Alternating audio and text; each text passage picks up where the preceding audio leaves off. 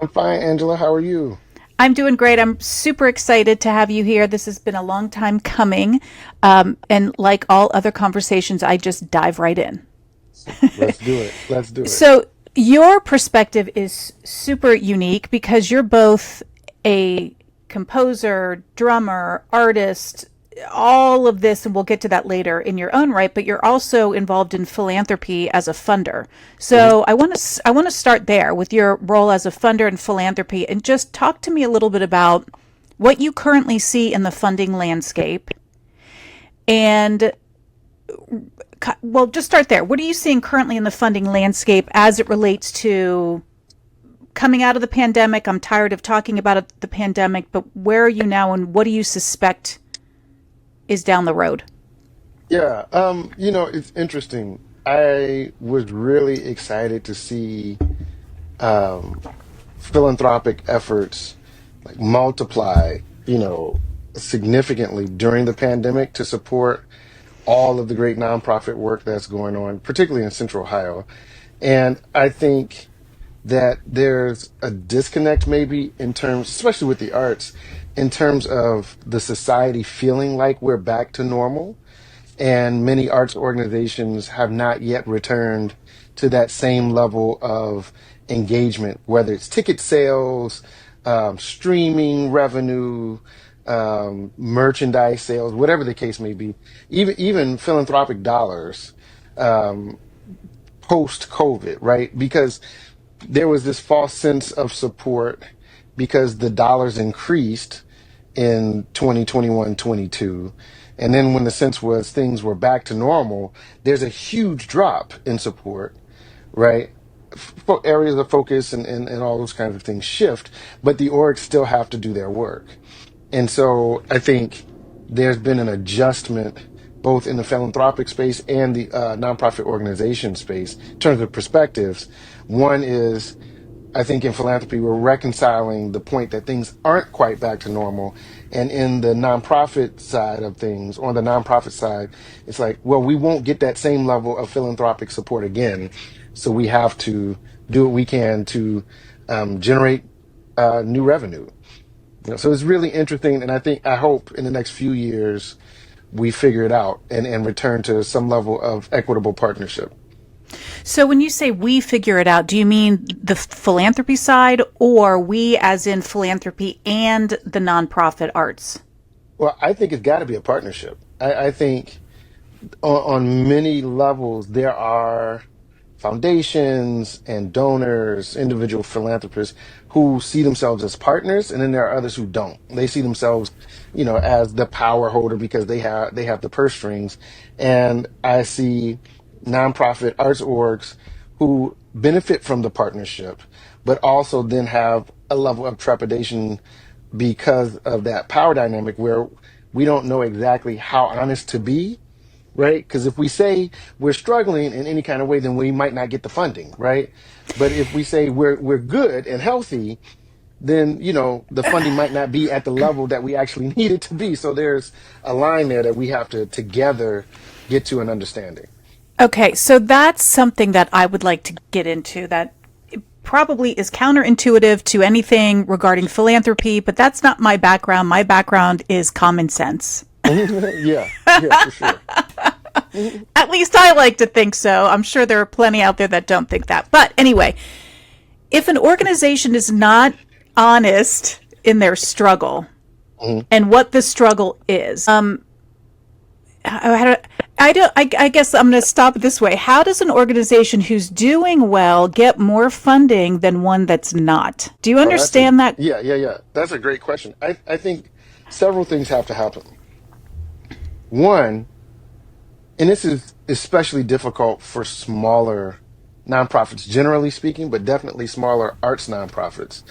Um, you have to have somebody on your team, whether it's the executive director or somebody specifically focused on development, to literally develop relationships that are deep and substantive and mission aligned. So your donor base are people who support because it aligns with their personal mission and values related to their philanthropy and how maybe their worldview, right? That is a particular tool that can be leveraged to increase revenue, if not from the individual, then from their circles and communities that they engage in. They essentially become your champions, right? It's easier for larger organizations like a symphony or a ballet because they're more deeply entrenched in the local culture. They have those long-term familial relationships that can then be leveraged as new people come into the community or what have you, right? New wealth is generated in the community. So that's the one thing. It's got to be about deep relationship building, and not transactional engagement, right? The second thing, I think, especially in an environment like Central Ohio, which is very left brain, bean counting, finance, education, government heavy, right? Which is a different side of the brain that works than, more culturally focused arts engagement, which is more right brain, or at least using both sides. You have to tell a data driven narrative, right? We see, and as an artist, I've been arguing this for a long time, but even in my role in philanthropy, it's like we have to be able to show impact from art and art engagement, right? That's economic impact, not just ticket sales, but what happens around the event of the arts happening, right? We're going to see the symphony. Well, we might go get drinks before. So we're supporting a local business. We go to the symphony. We might then go to dinner afterwards. We're supporting another local business. So that's two local businesses plus an arts institution. And then before that, even we might have gone to get gas, right? Or some folks like to dress nice and they'll get an outfit because it's a special event, right? You never know what's going on, an anniversary, a birthday celebration, what have you. So there's economic impact specific to arts engagement that applies beyond the arts organization itself, right?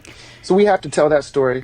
And then the third thing is the quality of life argument, right? We know from National Endowment of the Arts and Americans for the Arts and all these other arts organizations at the national level that arts participation, meaning the performance and or creation of the art, and arts engagement, patronage, increases well-being, whether it's cognitive development in young people or quality of life in adults, particularly older adults, right? So we have to have all of that data to create a narrative that shows how important and how much of an impact the arts has on every community that it exists in.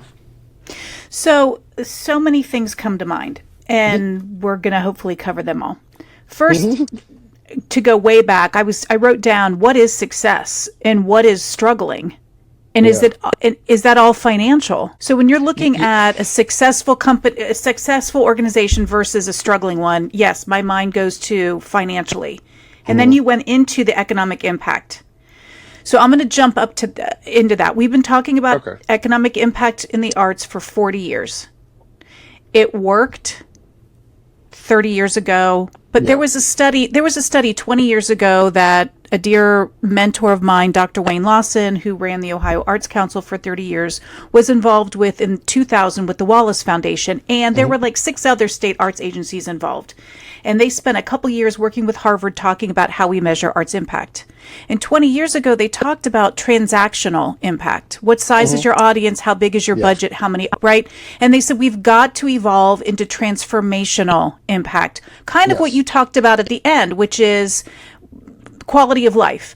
Mhm. But then it's like for the last 20 years, well, how the heck do you measure quality of life or public value? So what I say with my work with policymakers is if economic impact mattered to the degree that we spend all of our time talking about it, we Yes. wouldn't be fighting every year for funding. Right. Right. And then we're looking at successful large, let's say a presenting theater who has Broadway coming in and they have 2,000 people versus a local community professional theater that has 200 audience coming in. It's apples Yeah. to bananas. It's like you can't. So I'll let you Yeah. respond to that and then we'll go on. I think the Broadway example is like Walmart versus a mom and pop, right? Except it's shorter term because the Walmart is there. It's a building brick and mortar infrastructure, and the Broadway shows come and go, right?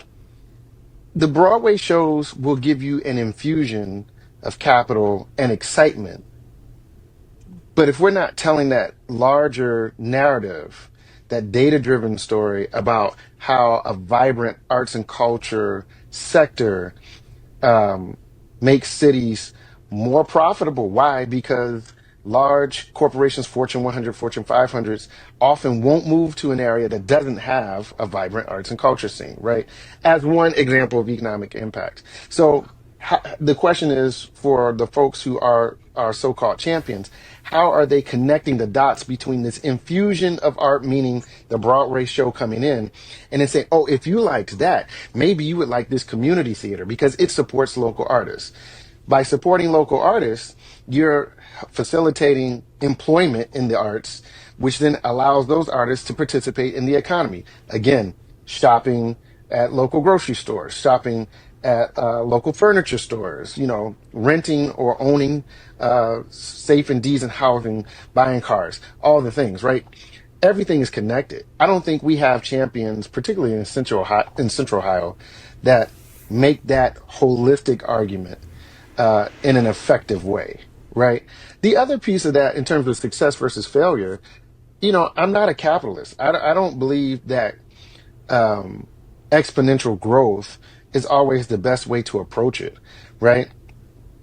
Putting my artistic hat on while also keeping the data driven hat from the philanthropic side, I think success for any arts org is, does the organization have the ability to attract talent and put on productions that are high quality in order to engage their audience at a deep, and to use a term you used earlier, transformational level, right?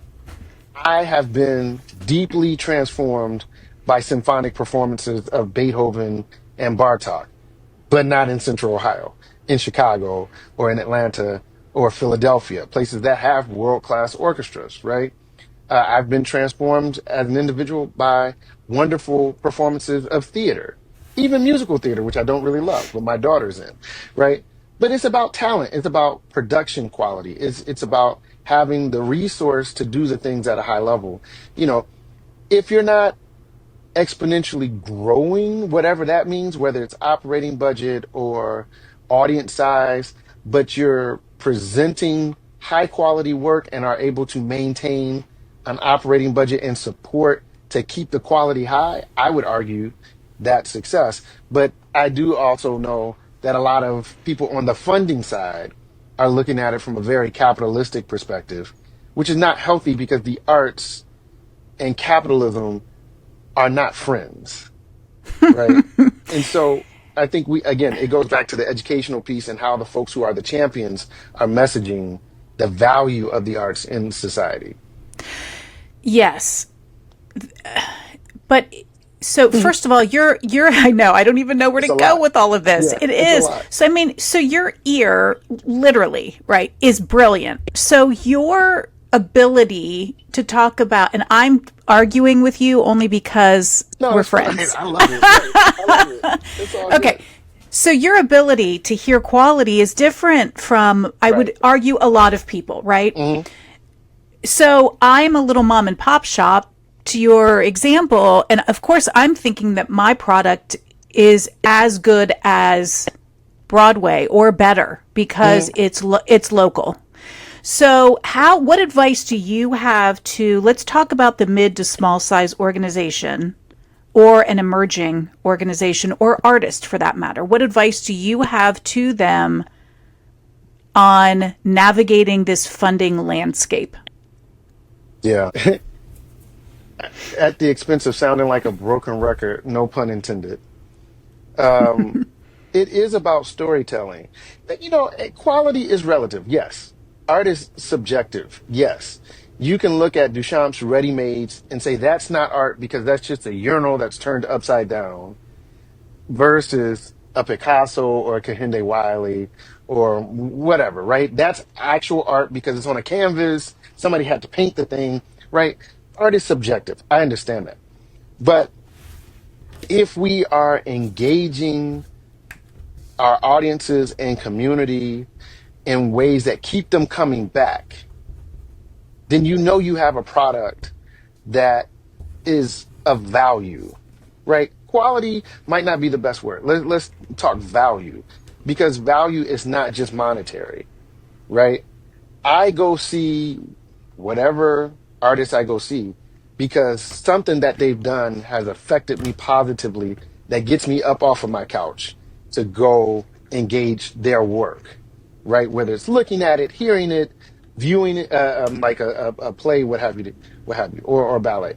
Um, and I think for local artists, the smaller to mid-sized orgs, they actually have a better opportunity because they can be more nimble. You know, it costs less for, say, a string quartet to pop up in a place where people are, whether it's a church or a park, than it does, you know, the 80 or 100 members of the symphony to just pop up, right? It costs less for a small theater troupe to put on something, a pop-up um, production at a park than it would for a larger, yeah, you know, ensemble, so to speak. Um, Maybe a keyboard and a soprano voice opera arias, art songs is cheaper than a whole opera production, right?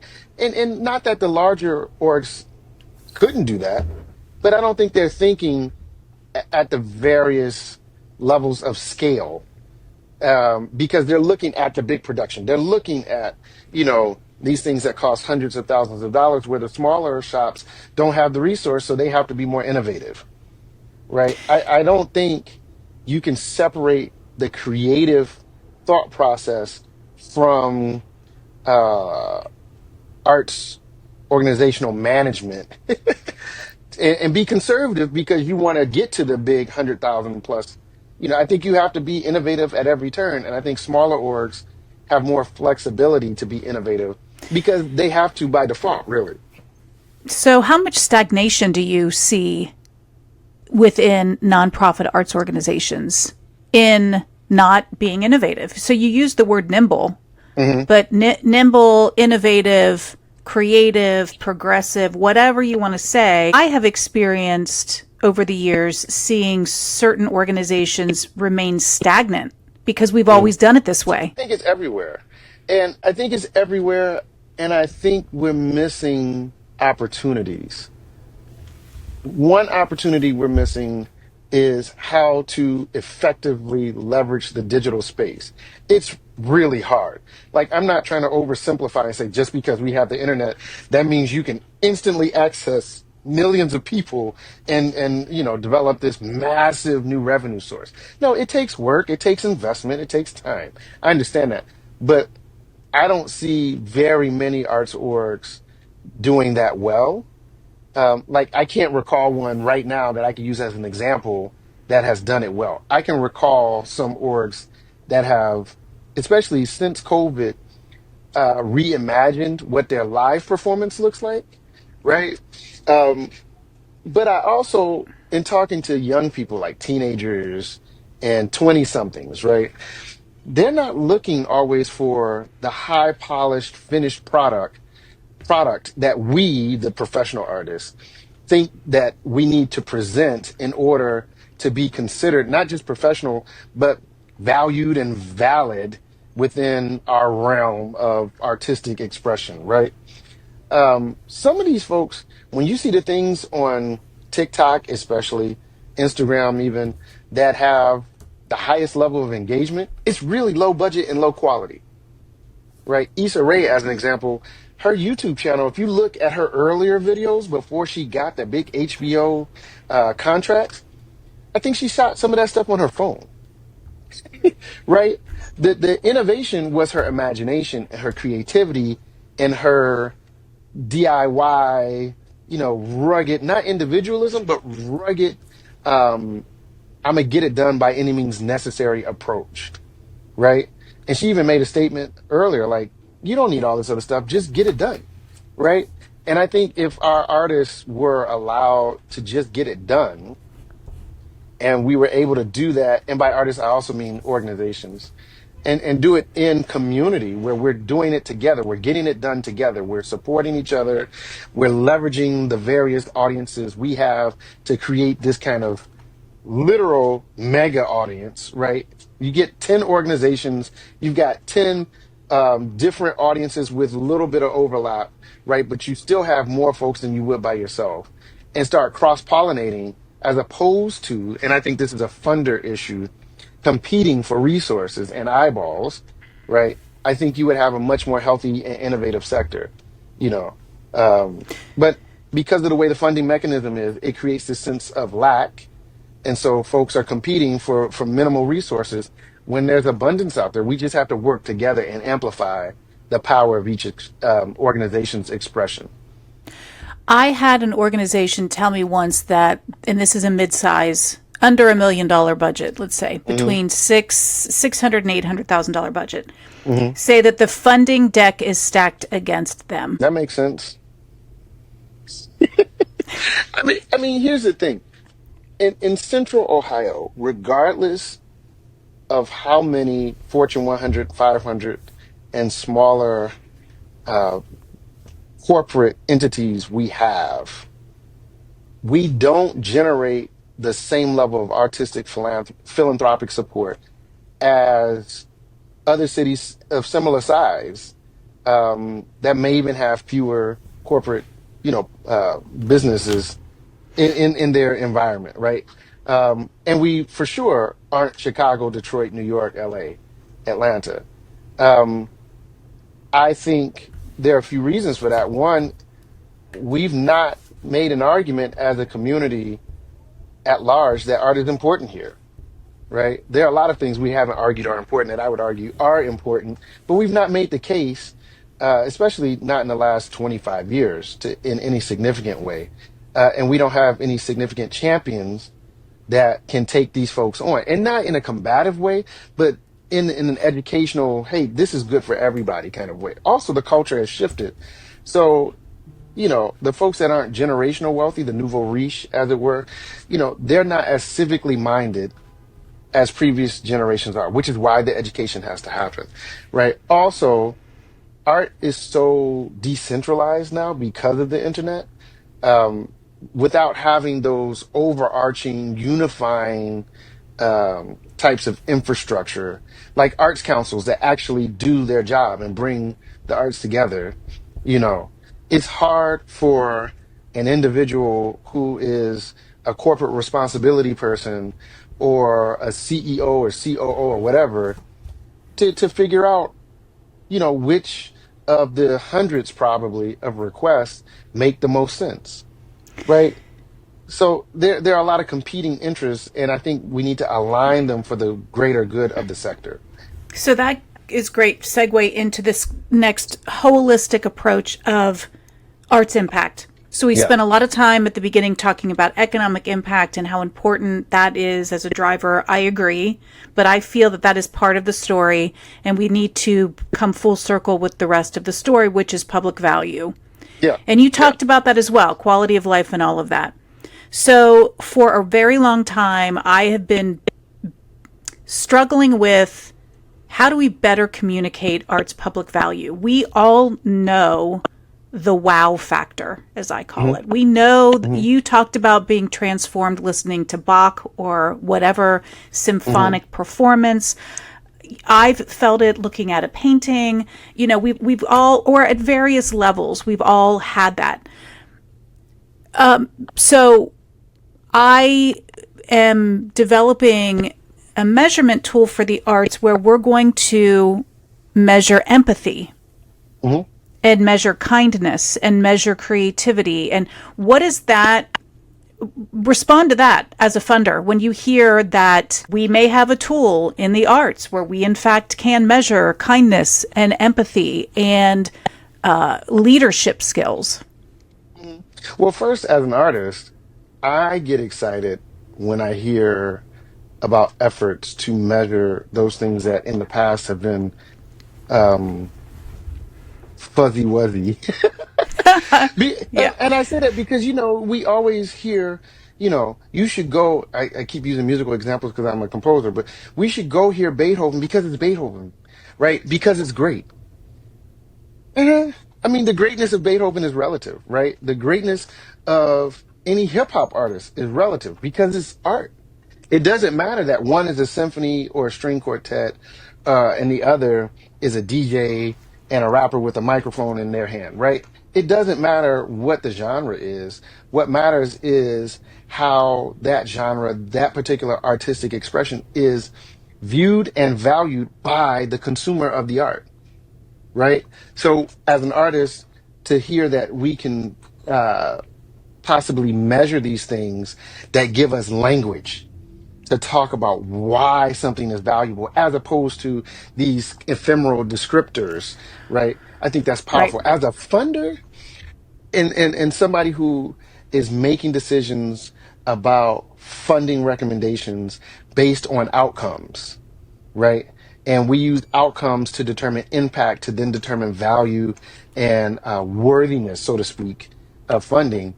I think that makes a lot of sense because I can say by making or recommending a grant to this arts organization, we're not talking about inputs. They're going to get 1,000 eyeballs, 500 people in their series. No, those 500 people are going to be impacted in these ways from engagement over X amount of time, right? Let's say a year. If we can get the same 500 people to go to 5 concerts, we can measure over time, how those concerts impact their quality of life and well-being, right? I mean, we have the science. It's cymatics. It's an area of physics that studies how sound affects the physical world. We have even more mainstream notions of this in the Mozart effect, right? And there's a new kind of burgeoning approach to this science called the science of hope. There are 2 or 3 books out with PhD level researchers saying, hope, that emotional idea of hope really does positively impact your brain, which then positively impacts your physiological state and well-being, mental health. And art can bring people together, build community for that hour or two, and people feel hopeful after that kind of engagement, right? So I think that would be very helpful in telling this story. Well, I was going to say, and that was part of my frustration as well, is because, and I loved that you said it gives you a language, because I've referred to this as creating a new vocabulary for art's Hmm. impact. But when I think about all of these studies, and you're right, PhD levels, I'm actually reading a book about music and the impact, and I'm smiling because they talked about how 20 years ago they said you're smarter if you listen to classical music, and baby Einstein is all I would play for my kids Yeah, when they were little, right? But why and didn't they're that super matter? smart. Yeah, but why? It doesn't seem to matter in a funding realm from my audience, which I'm Yeah, coming from an advocate who's talking to policymakers who are in the position of giving public dollars to support the arts. And so yeah. for me to cite study after study, you're 100% too. I can't walk into a lawmaker's office and say, the arts are uplifting. Have you heard this, Mark? I don't know if I say no, a bra is uplifting, or at least it should be Right. If it's good, right? if it's good. The arts are foundational. So Hmm. that's where my frustration is we have all of this scientific evidence, Hmm. but yet it hasn't resonated. So if we can somehow come together with a tool that can be universally used and start what I'm calling the renaissance of arts relevance, Hmm. that we can perhaps capture what is our ROA, your return on art, that can Hmm. speak to the bean counter capitalist minded individual, to say Yeah. that I would argue that that return on art is more valuable than the economic impact, which is still important, because we're changing lives. We're reducing anxiety. We're improving literacy. We are helping addiction. We're helping all of these problems that we face as a society, to where I say if we invested more in prevention, we would spend less in intervention or correction. Absolutely the case. And I think that approach, that perspective, is the one that we have to socialize at the macro, right? We have pockets, right? You and I have had this conversation for years. There are a few other people around the country, um, in America that think about it this way. I've been to Cuba. They understand the social impact of the arts to the extent that it's government funded. We can talk about the communism. We can talk about all the things that we don't think is good or works well for Cuba, but they do understand that there's a science to art and the social impact of that artistic expression and prominence in the society leads to well-being, right? We see it in Germany, we see it in France, we see it in Scandinavian countries, you see it all over Europe and Asia and even in Africa where the funding exists, but it's a cultural thing, is what I'm getting at, right? In the United States, particularly since the latter part of, well, let me say the mid 20th century to the present, there's been a shift away from the arts as a viable human process of exchange and engagement, more toward this strictly nuts and bolts, ones and zeros approach. Because if you'll recall, even when we were younger in the 70s and 80s, you had arts programming on mainstream broadcast stations, right? NBC, ABC, CBS, PBS. You didn't need cable to catch a concert all the time, right? American Masters still comes on PBS, but it was like a thing because you didn't have all this other noise, right? That's how I first learned about Tchaikovsky and Toscanini, watching PBS because my mom didn't have cable, right? In the 80s.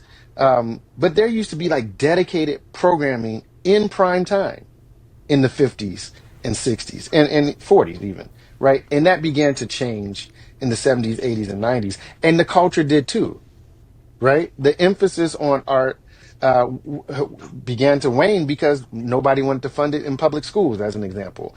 So in the 80s, there was a dearth of arts education, which is why you have the prominence of hip hop, which is using technology to create artistic expression, right? So what I think you're arguing and I'm arguing and others that are aligned with how we think this data can be used to engage new revenue streams and shift the perspective is really about a culture shift, right? You said it.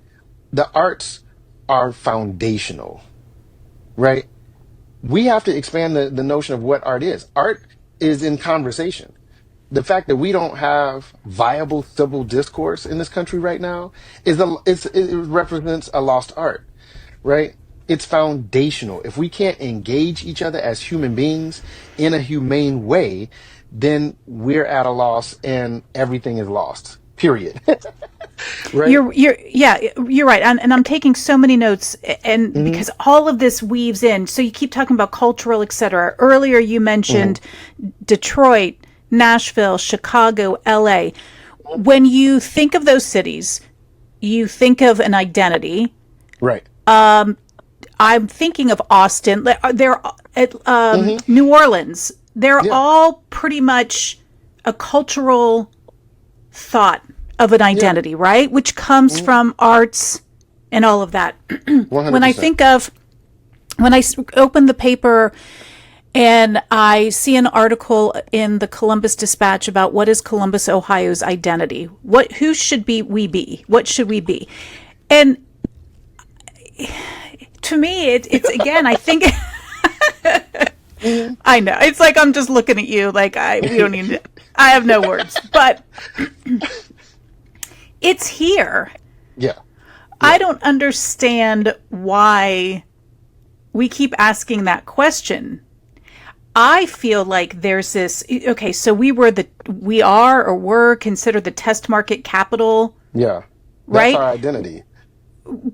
but if you think about that, what is that? But I like that in the sense where, look at you, and we can get into this. You dropped 12 albums in one day. If that's not that, no one's ever done, Hmm. and you are born and raised Columbus, Ohio. I can think of so many poets. We've got MacArthur Hmm. award winning literary. We have, think, on and on and on.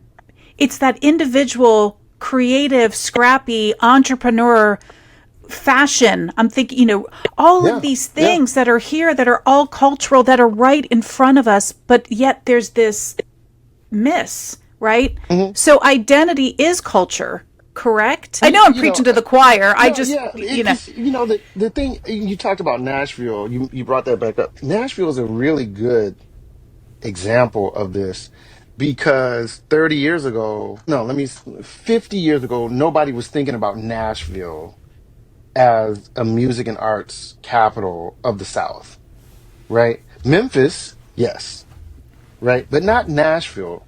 Nashville took some time to really begin to make intentional investments to build out not just this identity, but leverage what was already there. I remember in the 90s, my uncle was a gospel music record executive, and they moved from Atlanta to Nashville, right?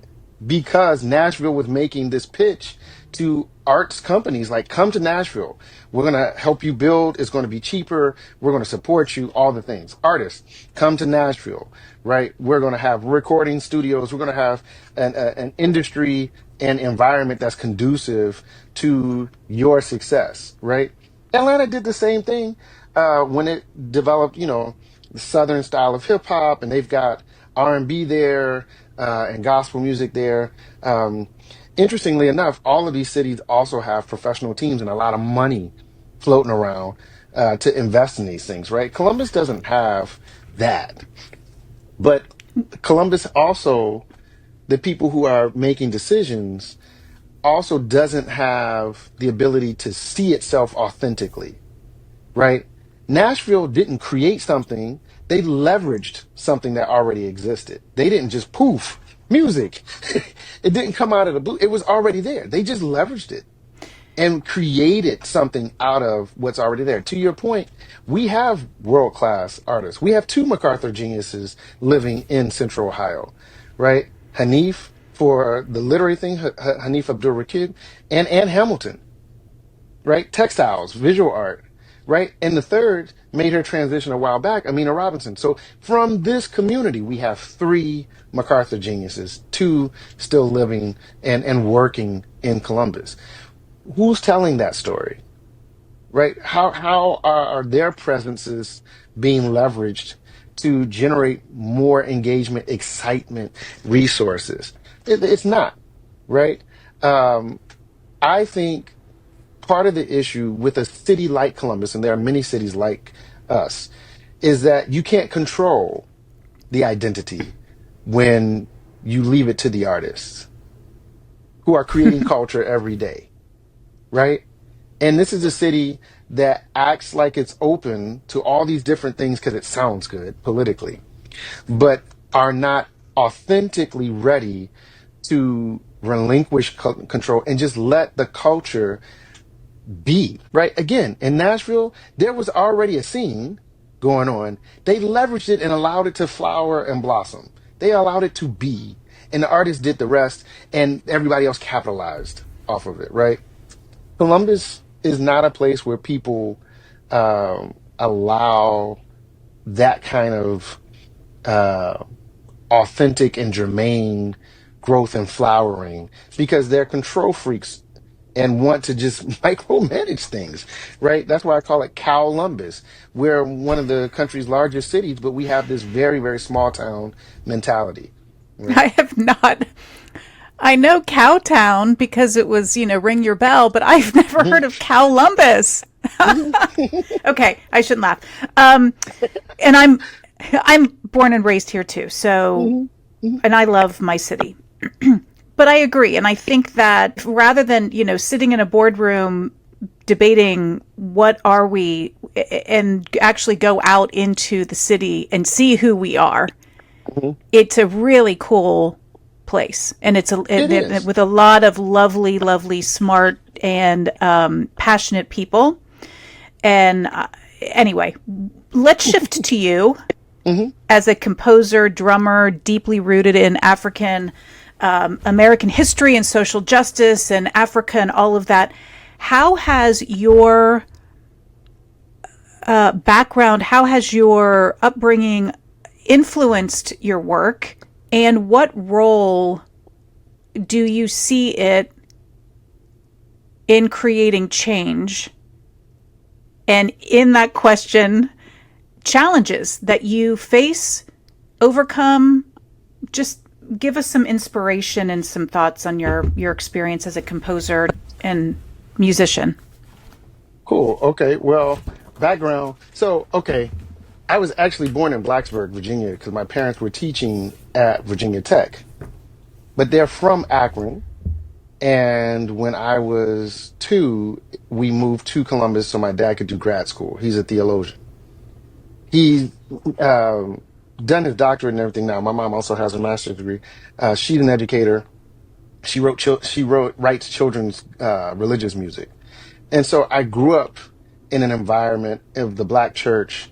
Um, and I started playing drums at two. So I was playing by 6 years old for my mom's children's choirs. And by 12 or 13, I became her musical director.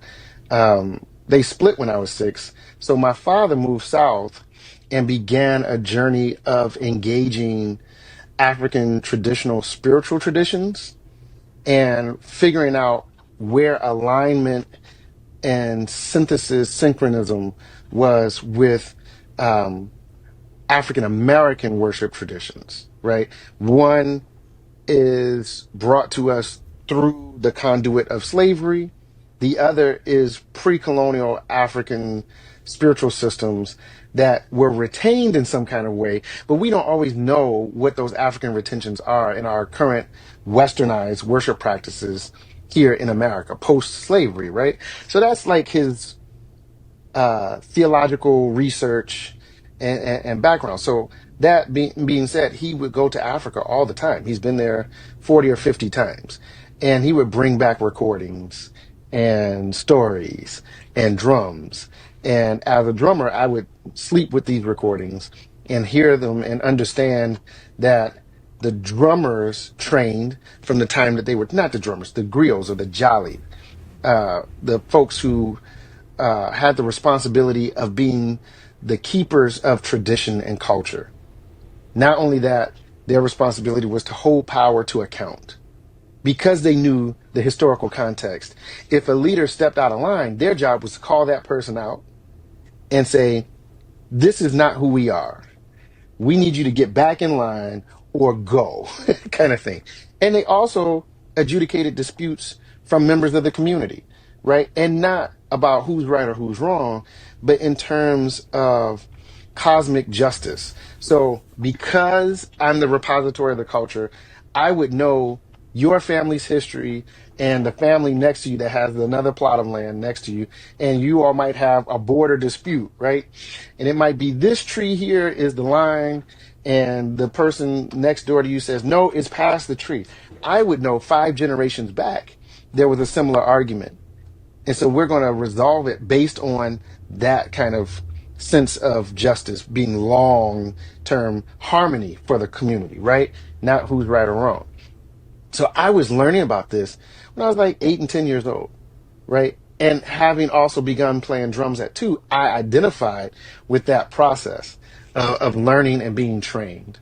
So by the time I became professional at 12 and started engaging other musics like jazz and classical by 13 and 14, I had this idea of how music functions in society that was way beyond art for the sake of art, right? My music had to mean something. And so the very first record I wrote when I was 18 was called, excuse me, Tales of the Black Experience. And in my mind, I was following the tradition of Max Roach and Charles Mingus and Duke Ellington, and folks like that, James Reese Europe, telling the story of my people in an artistically excellent way, right? And so that created a lot of barriers and challenges because historically in America, telling these stories from a strengths-based, this contemporary language perspective, and not dwelling in the trauma of slavery has not been popular. You know, As I hear you talk, I'm thinking, what would you tell 18-year-old Mark? What advice would you give him, knowing what you know now as an artist? um, move to Europe. I can laugh, but I mean, oh, Mark. Uh, You know, yeah. Well, it's what I love about you is that you take the road and that you follow that authenticity, whatever. I didn't know that story. I mean, I've known you for a while, but I didn't know that story about your dad and all of those things. I knew. I'm here in part because of my beautiful wife now of 23 years. She challenges me for sure. Uh, in the best of ways most times. But she also is the person that will say, you know what, you're gonna let them, do that to you, or you're gonna let them say that about you and not, you know, and make you stop, Right. basically, right? Uh, and so I have learned from her, with her, and even in looking at my children and the example I want to set for them. Today happens to be my oldest daughter's 23rd birthday. Um, it. I want to lean in to those things that everybody says I shouldn't or can't do artistically. So the 12 album concept was not intentionally at the beginning supposed to be 12 albums. It was supposed to be a three movement symphony, right? Because I was really trying to wrestle with what it means to be a black man with a doctorate degree in classical composition. Like in America, that's not a thing, right? And so back to the storytelling idea, I said, well, I have to reconnect with the traditional function of the griot, the jali, as a holder, repository of the culture that holds power to account and reminds people who they are. And more broadly, from an African or African centered lens, reminds human beings that we're human, right? Because we're in this. I mean, one could argue the 20th century was just as bad, but we're in this thing where we should be more connected because of the internet and technology, and we're less connected. And, our young people are arguing with the elders because we've not done well by the climate, right? We're not as focused on the whole as they seem to be. They're very different in terms of their cultural and political outlook than those of us in Gen X and older, right? Um, and I think they're right.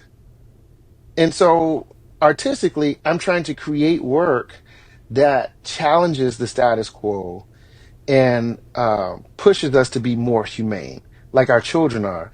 And that gets me in trouble all the time. But to your point, it's work that I have to do. I have to lean into it uh, because I want to make sure that my wife and two daughters can look at me and be proud and respect the work their husband and father has done over the course of his life and career. So that really is what drives me. Well, and Nobody so can that take that away. correct. And that's perfect advice for 18-year-old Mark, which is lean in and Lean don't in. Yeah. persevere and you'll find your path. You'll find that way. Yeah. Toni Morrison said, it's times like these when we have to create, right? It's not when everything's hunky dory and nice that I'm going to go write this symphony about this beautiful flower in the meadow, right? You should be able to do that too, for sure. But it's when times are like they are now. There's war, there's famine, there's, um, you know, immigration issues, there's gender pay imbalances.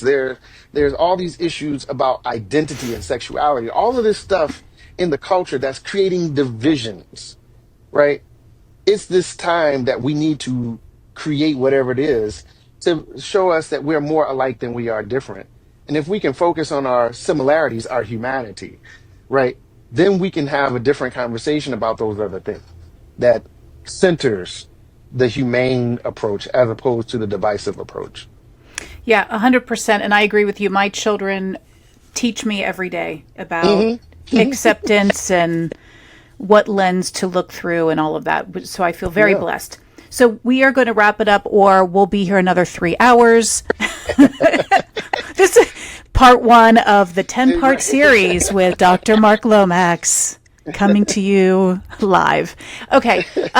I end my conversations with the same two questions because I like to think that I'm taking after James Lipton from the Inside the Actors Actor Studio. Studio, I love that Yeah. show. Oh my gosh, me too.